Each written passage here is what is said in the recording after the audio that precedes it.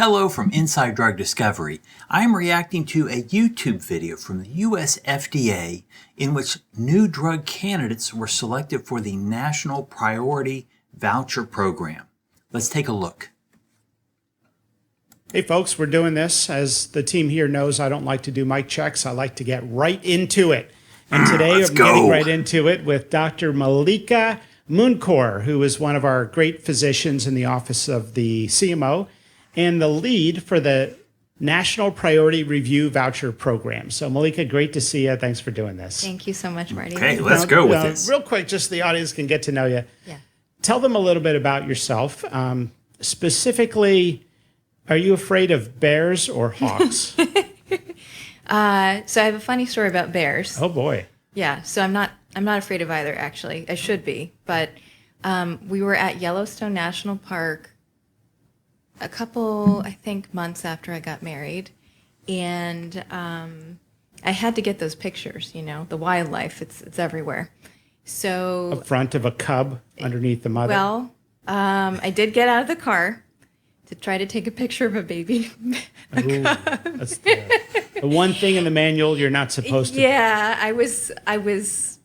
Don't judge me. Yeah, I have made better decisions since then. But I was encouraged to get back into the car very quickly, and I did, and I'm here to tell the tale. So Fearless. That's what we like at the FDA. People who are fearless. got to get that picture. So Good. Well, I hope you can share it with us at some point.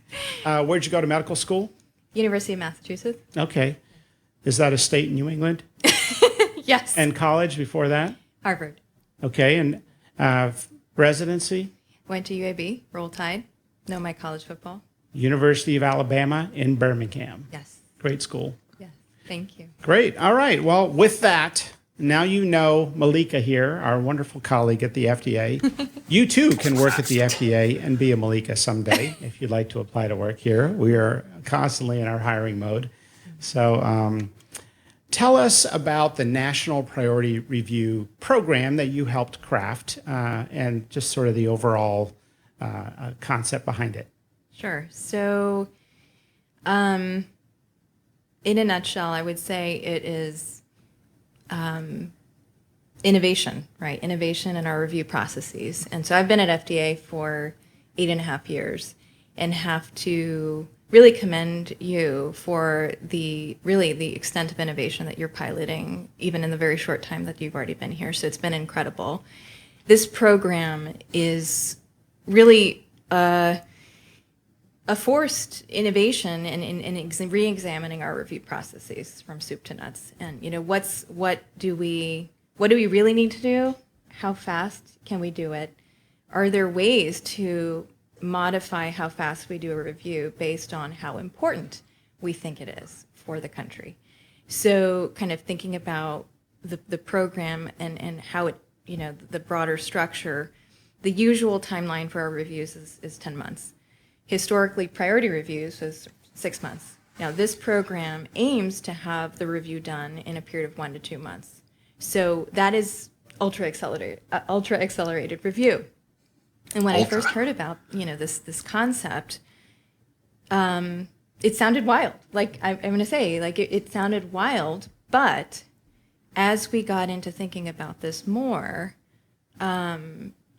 we learned that there are components that make this framework feasible, and not only feasible, it makes sense to do this when you have a national priority. So the national priorities, I think you identified for us and with other leaders in the agency. I would love to hear about that. Large unmet public health need. Yeah. Domestication of manufacturing as a national security issue. Equalizing the price of drugs with other OECD countries to make drugs more affordable and also, therefore, accessible. And companies that are innovating in a space where there's a big need and there's otherwise very little attention. Areas of medicine where we have not been giving a lot of attention but deserves a lot of attention. So no, I love this idea. We got to try new things. We have to Now, I don't feel like I really understand the Commissioner's National Priority Voucher program at this point. So I want to put some information on the screen that comes from the FDA website itself.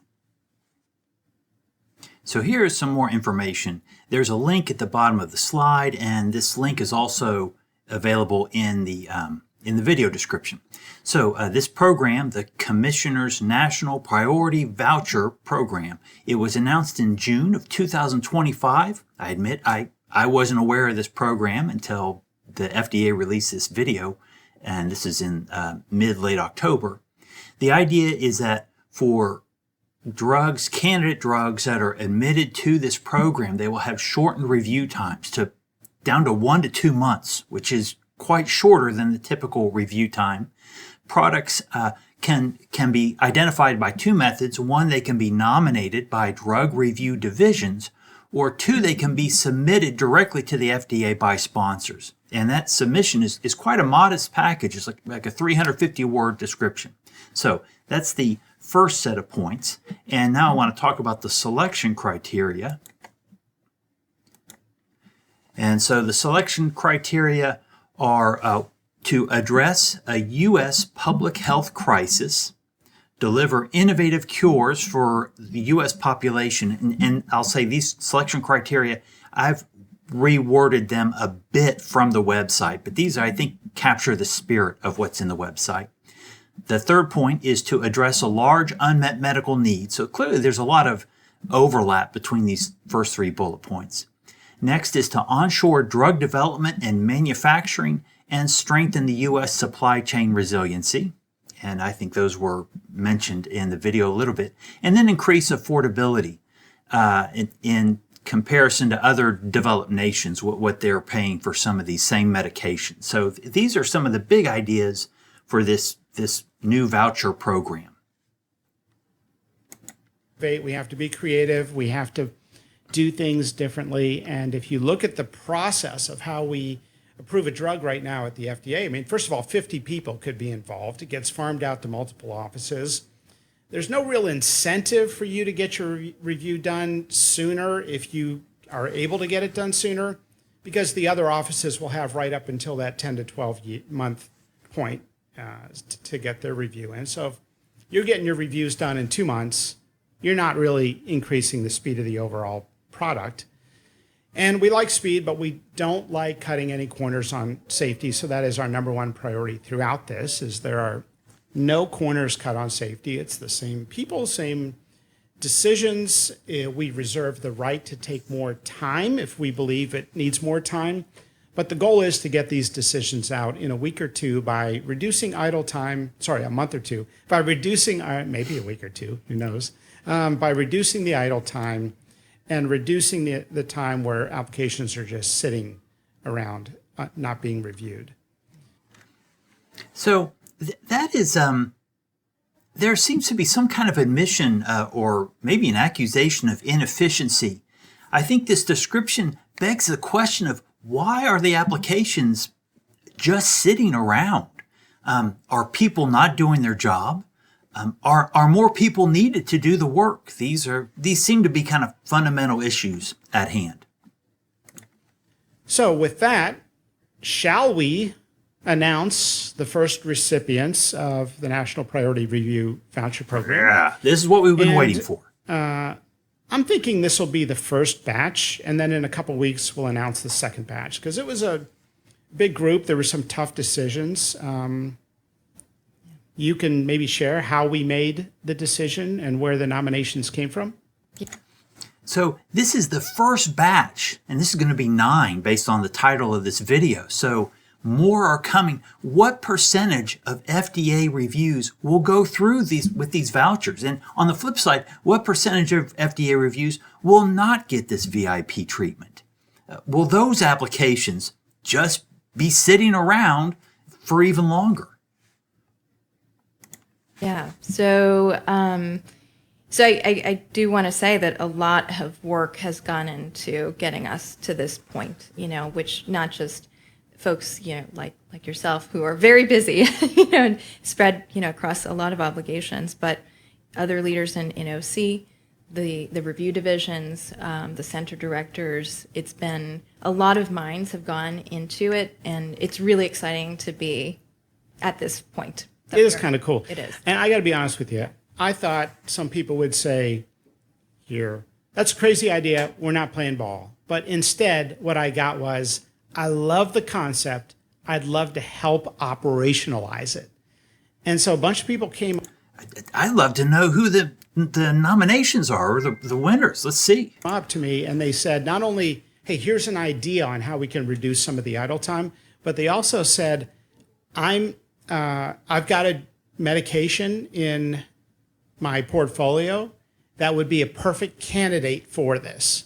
And it got me thinking, hey, instead of us picking the medications, how about let's just have the divisions nominate the products that they think would be a perfect fit for this. So apparently in the early stages of this program, there was a smaller group, us, whoever us is, and they were going to be the ones to choose who gets a voucher. But then it got democratized a little bit into members of the different divisions. But I would like to know who us is. Yeah, and that was a great, I think, evolution that we, during the early phase of this program is to not only, engage the staff here and have them part of the process, which is the way to make this sustainable and the change sustainable, but they are also the subject matter experts, so they really understand the field and which areas might be most appropriate for this. So Yeah. that was a great innovation. So, logically, the staff in the various divisions, they are in communication with the sponsors, so they will have some understanding of what looks most promising. So I think people within the divisions, it's reasonable that they would have input on the allotment of these vouchers. I think if we would have just said on day one, hey, we're doing this, then we would have hit all kinds of issues. But by socializing it, and I get a lot of questions, hey, when is it going to roll out? Well, we've been here about 6 months. I've been here about 6 months. You've been here 8 years. 8.5. 8.5, with a little break in there to take pictures of baby cubs.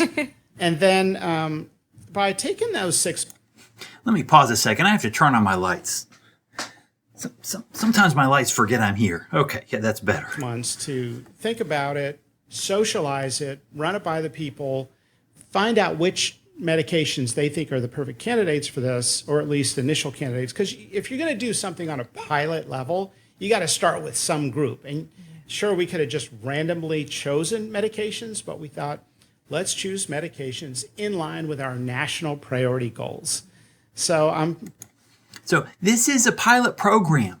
I think there's an implication. This program will expand. At some point, will the goal be to get all decisions on an accelerated basis? I'm not sure, but those are, forward-looking kind of questions. pretty happy about the list, at least the full list. This is just going to be the first batch that we talk about today because First we batch. only have so much time to shoot this podcast. So let's go through the initial list if you want to run through it. Okay, Yeah, great. sure. So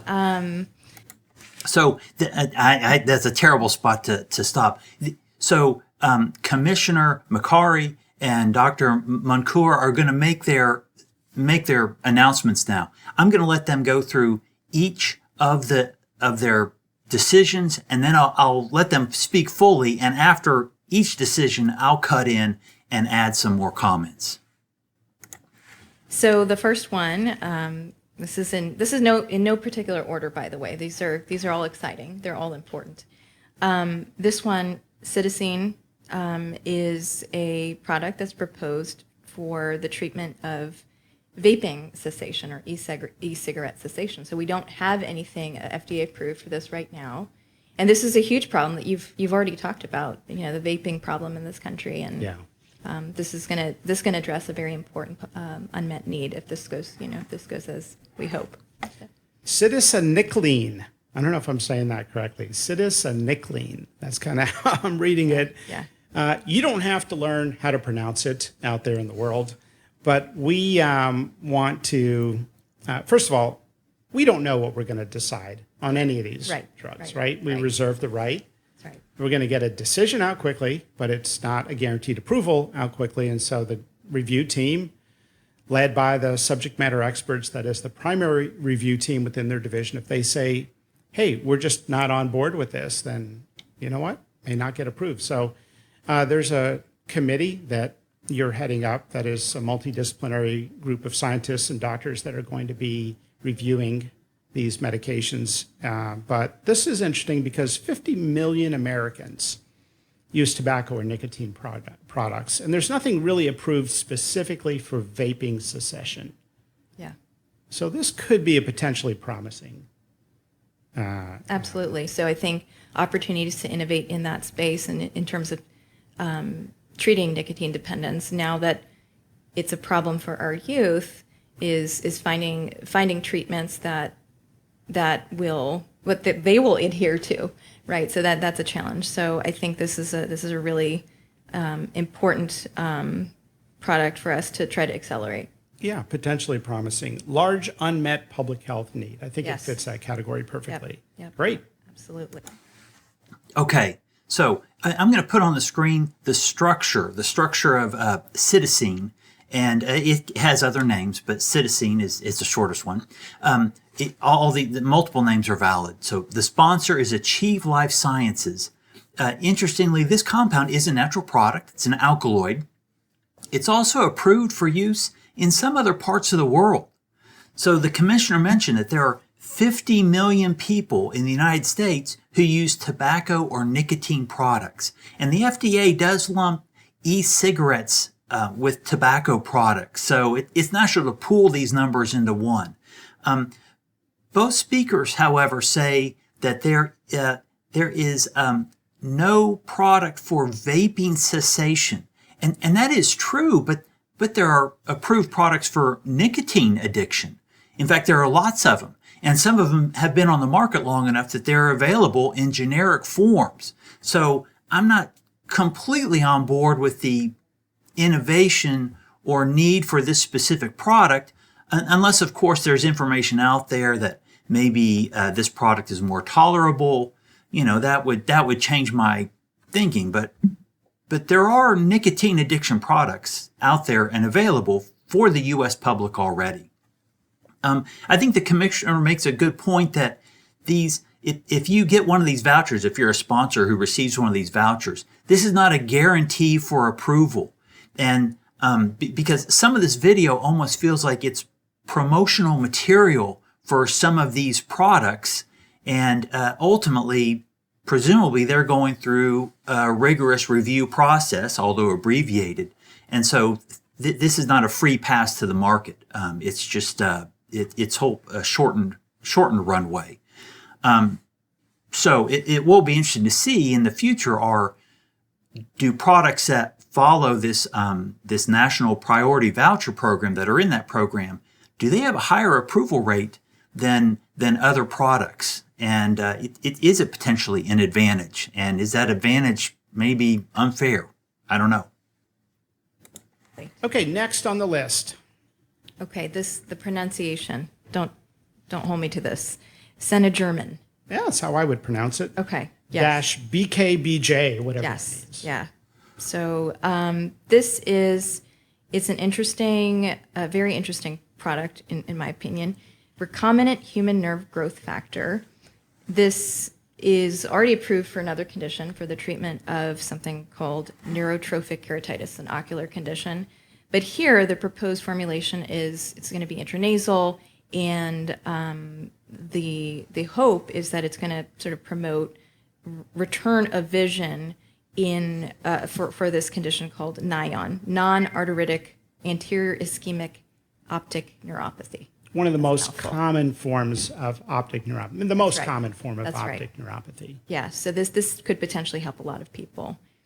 Hey, blindness is a terrible thing, and if you look at surveys, after the fear of death, the second most common fear or third most common fear that people have, depending on the survey, is blindness. And it is debilitating. So, look, I hope this can potentially help a lot of people. Yeah. Okay, I'll chime in again. I don't have a picture of this compound because it is a peptide with a molecular weight of over 13 kilodaltons. The sponsor is on the screen. I won't try to pronounce it. It's an Italian company. So this is another compound, a biological product that is already approved. There is an innovation, a new route of administration. Intranasal administration allows Sarah German, a human nerve growth factor to bypass the blood-brain barrier and act directly on the optic nerve. So that is interesting and innovative. Okay, next on the list. All right, so teplizumab. Yeah, teplizumab for type 1 diabetes, which I know is also, this is a condition of interest right now. Type 1 diabetes, it's the pathophysiology, it's an autoimmune disease effectively, where the body is sort of attacking its own pancreas. And this product is, it's an antibody that aims to sort of decrease that autoimmune activity and delay the progression of destruction of the pancreas by the autoimmune process. Yeah, specifically the CD3 cells. So those CD3 cells are destructive to the beta cell. Mm-hmm. And so this is an anti-CD3 monoclonal antibody, which has shown promise in other settings in, I think, phase 1 and phase 2 of type 1 diabetes. So this is up for being evaluated now for a common phase 3. And gosh, if it can help reduce the number of insulin shots that somebody needs, that'd be great. Right. And the times that they're in the ER with DKA or other complications. So type 1 diabetes is, particularly as it progresses to those later stages, is really a terrible disease. So this prevention is the key. So hopefully we can see something happen here. I'd love it if it could help my cousin with type 1 diabetes. He's been dealing with it for a long time. But we're going to go into this, or the committee will go into this very objectively, we will, trying to review that data. But the division that nominated this, nominated it with some enthusiasm. Yes, yes. Okay, so that the third voucher announcement was for teplizumab. It's an antibody. I'm not going to try to put it on the screen. Teplizumab is already approved by the FDA for type 1 diabetes. The sponsor is Sanofi. I'm not sure what this review covers. It could be an expansion of the indication or patient population. I again don't see this as a significant advancement, but it is very possible I'm missing something. If you know, please share your ideas with me in the comments, because that's important to get that information out there, how this potential decision could be beneficial beyond an already approved drug for type 1 diabetes. Next medication. All right, this one is really, I am very excited about this one. It's a gene therapy product. It's our only gene therapy product in this first batch, DB-OTO. There was a publication that just came out in NEJM a few days ago. Yeah, I think I saw that. Yeah, describing some of the clinical results. So in that study, it was a first-in-human, open-label, single-group study that demonstrated improved hearing in 75% of 12 treated children with congenital genetic deafness. So that's the area that this treats. So and 3 actually achieved normal hearing sensitivity. I don't work for the company, but this did excite me. You know, these are pretty remarkable results. So safety is another question. I care a lot about safety, and I think that is a piece that we need to learn more about. Always a question with gene therapy in particular, but I saw that New England Journal sort of subgroup of the couple, or maybe it was 3, I guess you're telling me, people who had their hearing restored to normal, and gosh, how can you not look at that and say, we need to get a decision out promptly. Yeah, we need to right. not approve it quickly, we just need to get a decision out promptly using the standard scientific process, cutting any wasted time, any idle time. Right. But pretty interesting mechanism. Yeah. Now, it's only for like 1 to 3% of children with congenital deafness actually have this gene defect. Right, that's right. So this is very rare. It's a very rare disease, but has the potential, with this treatment to change the course of that child's life. So in that way, pretty exciting. But long-term safety and effectiveness, that's definitely something that be interesting to learn more about here. And we're hearing the company may make it available either at an extremely low price or for free, which of course is part of a national priority to make drugs more affordable. So we would love that. All right. Next. Okay, so that was DB-OTO. This is a gene therapy. I don't have a structure of the compound. The sponsor is Regeneron. The candidate drug consists of a viral capsid that delivers the genetic material into the target cell. As a chemist, this drug modality kind of blows my mind. It's really remarkable stuff. Note that in this example, the two speakers from the FDA, they gave a lot more clinical information. And in this case, it's because the clinical information has been publicly disclosed in a journal article. So they did have a little bit more information to describe specifics and outcome information. As for the price prediction, color me skeptical. Time will tell. Next product. So I'll maybe mention two, but we'll start with the first one. So ketamine. Ketamine is a dissociative anesthetic. Many off-label uses that have taken hold in the country, but the proposed indication for this product is anesthesia. But the priority is domestic manufacturing, which is, certainly there's executive orders out there that really emphasize the importance of building supply chain resilience. Bring your manufacturing to the United States, and there will be a treasure trove of benefits. Number one of which is national security for the American people. So this is an America first. Priority is bringing manufacturing to the United States. A lot of companies are saying yes to it. We've offered to help with the process. We have a pre-check program now, among other programs, to help companies that want to set up their facilities in the United States with more of a partnership with the FDA to get the approvals done early for the manufacturing part. And the other one. Yeah. So Tell you what, let's stop there. So ketamine, this is really interesting. Here's a structure of ketamine. Ketamine is already approved, again, in the United States. The sponsor is Flow, and it's PHLOW, not FLOW. And Flow is a company out of Richmond, Virginia. It seems this is a voucher more for manufacturing.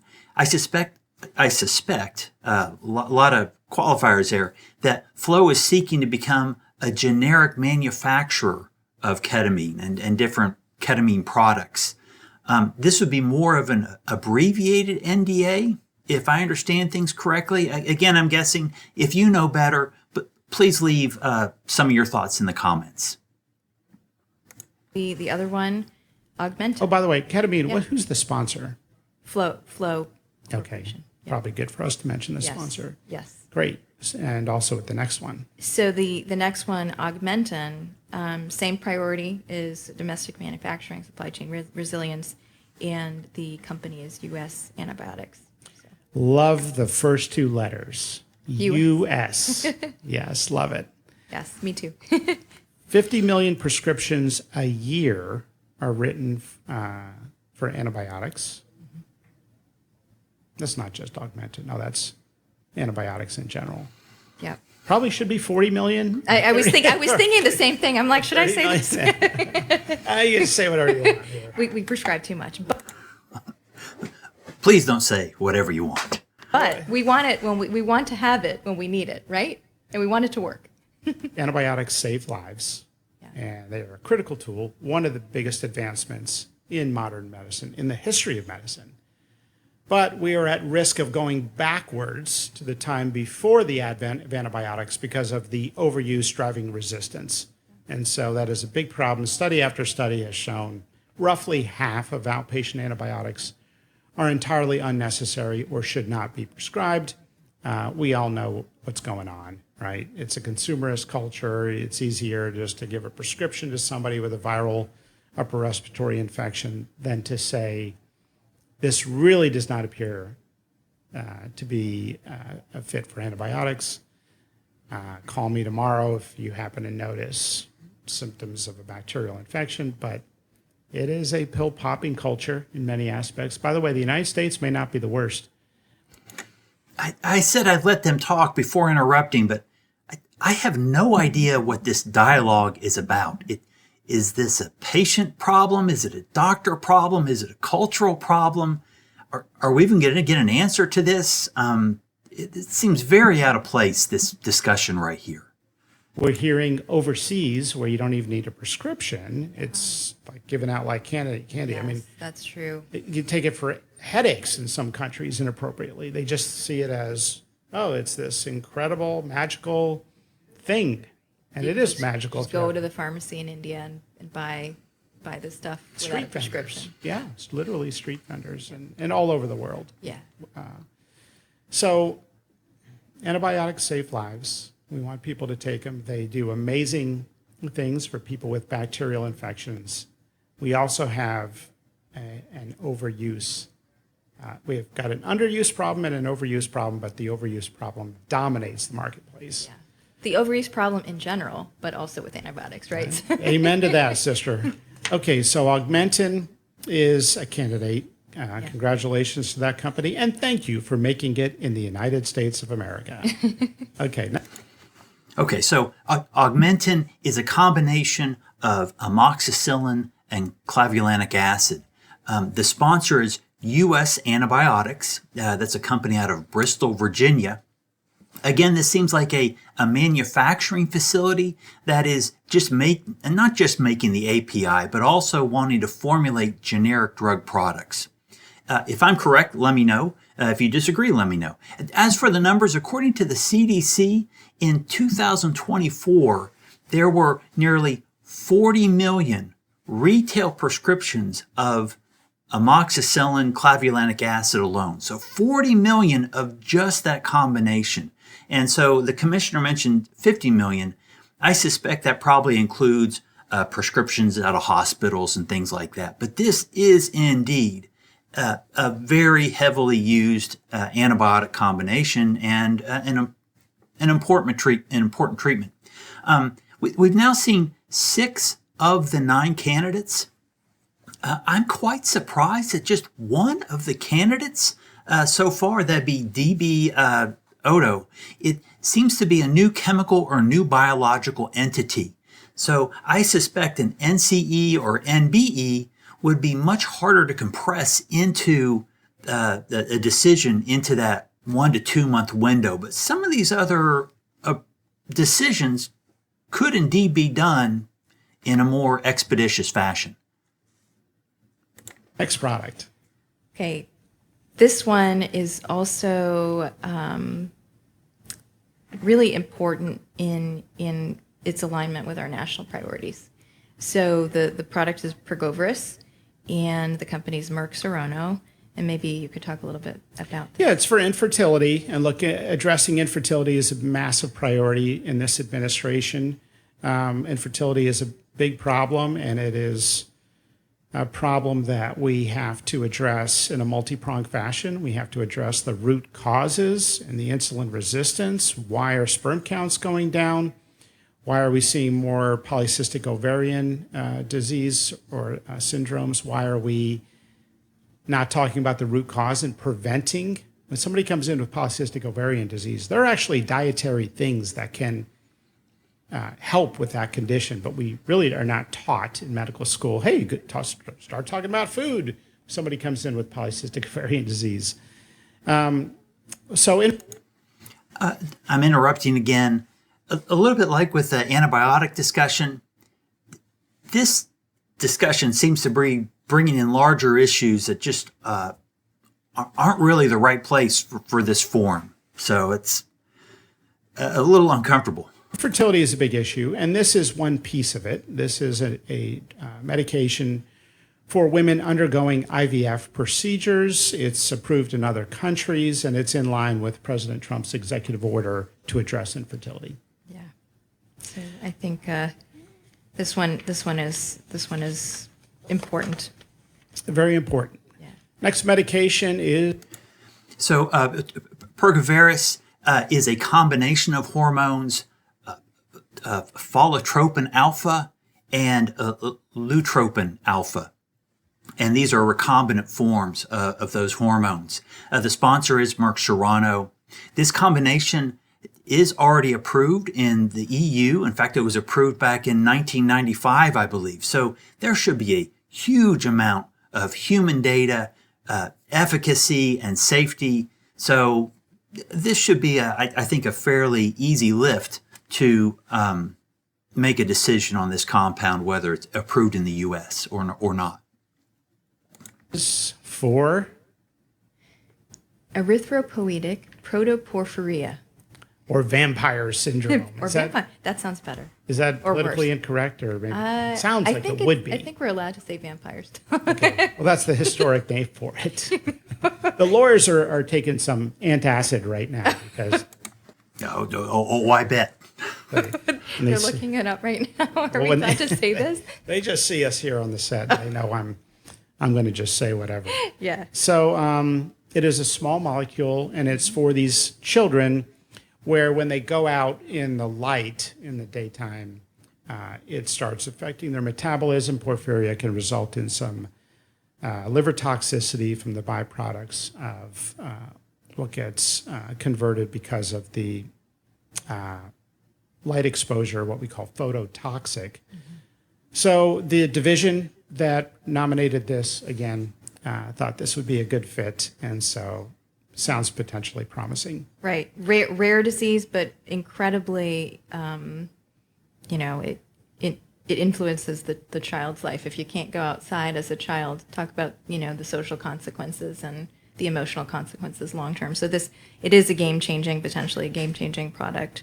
The product name, by the way, is DISC 1459. I don't know if that's the final name, but Bidopertin, and it's the company, I believe, is Disc Medicine. Okay. Yeah. I'm glad you mentioned rare diseases because we're committed to doing everything we can for rare diseases. This National Priority Review Program is not designed to encompass the Pediatric Priority Review Program. It's designed to complement.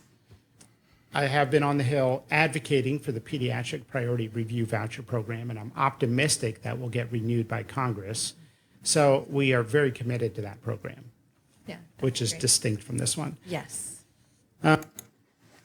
So this compound, Bidopertin, is shown here. The sponsor is Disc Medicines. The commissioner alludes to yet another program, the Pediatric Priority Review Voucher Program, which apparently the funding for that program seems to be in question, and it's getting worked out through Congress. On the other hand, for this medication, it is for a rare disease, and rare diseases have their own potential incentive programs to bring those compounds to the marketplace. So, there's a little double dipping. Some compounds can maybe fall into multiple categories. I have kind of grumbled that there aren't enough new chemical entities or new biological entities in here. This compound, Bidopertin, would be an NCE. So, take that, me. Okay, let's see what we have next. Let's do one more, Okay. and then we'll do batch 2 in a couple weeks, maybe. Let's do one more. That line makes it sound like those sheets in front of them have the next group right on there, and they could do more. But let's just make sure we stop at this one. So there are other compounds in the queue, whether they know what those announcements are going to be or not already at this point. But it's just an interesting thing. Let's just do one more. Yeah, that sounds good. This one is a product for pancreatic cancer, which KRAS inhibitor. yes, pancreatic cancer this is certainly a large unmet need. We don't have great treatments out there for this yet. So if you want to talk a little bit about Sure. So maybe 60 to 65,000 people a year get diagnosed with pancreatic cancer. A subset, a small fraction of them will have a certain genetic profile that makes them a candidate for this KRAS inhibitor, at least the candidate for the trial in the trial criteria.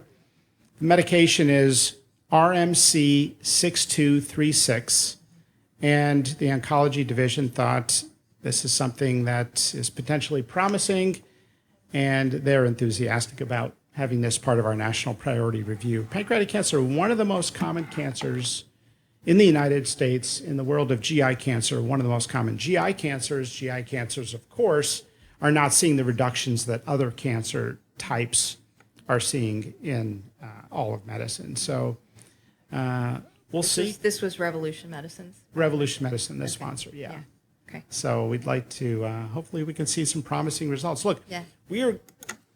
So the structure of this compound, RMC 6236, is on the screen. It's also called, I won't get this right, daraxonrasib.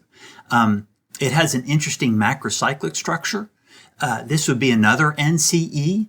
The sponsor is Revolution Medicines. I don't think that pancreatic cancer is really considered a common GI cancer, but of course, the mortality rate for pancreatic cancer is definitely higher than the other types.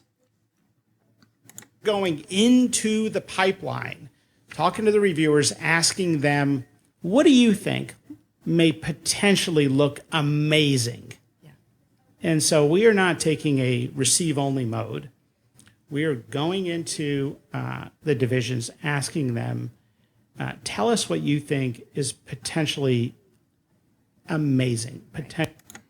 So there is a self-nomination pathway, but also allowing the boots on the ground, the people in the divisions to nominate these compounds. So that seems to be a good blend for identifying good candidates. Potentially promising. Transformative. Yeah. And then let's reach out to the companies and see, maybe we can enhance the communications. We can reduce the idle time. We can cut the red tape, and we can do things like this pilot program to meet our broader goal of more cures and meaningful treatments for the American public and healthier food for children, which is separate from this discussion. So great. Any parting thoughts, Malika? I am excited about the innovation that's happening. So just, thank you for the ideas, and look forward to seeing kind of what happens next. Thank you for leading this effort.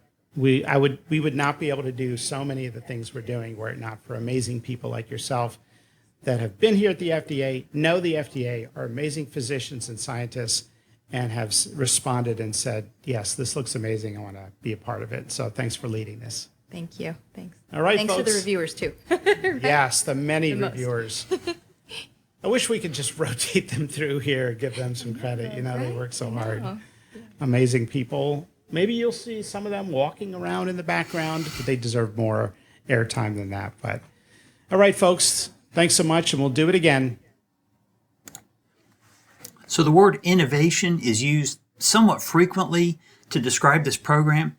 I don't know if this program is an innovation, but it's absolutely a change, even an aggressive change, as long as all the steps can be handled properly so that the decisions ensure the safety and effectiveness of the approved drugs. I don't see how many people could reasonably object to this program. Of course, if I'm sponsoring a drug that is not in this program, I'm going to want some assurances that my timeline will not be slower than it would be in the absence of this program. So anyway, that will have to get figured out later. Those are my thoughts. Please share your comments in the video, beneath the video. If the FDA or any of the sponsors feel that I have misrepresented important details, but I would love to talk to you. I'd be willing to talk to you on video. In fact, I'd love to talk to you on video. So I think it'd be fun. So to all the viewers, thank you for watching if you've come all the way to the end. And This is an obligatory, please like, subscribe, or leave a comment. Take care.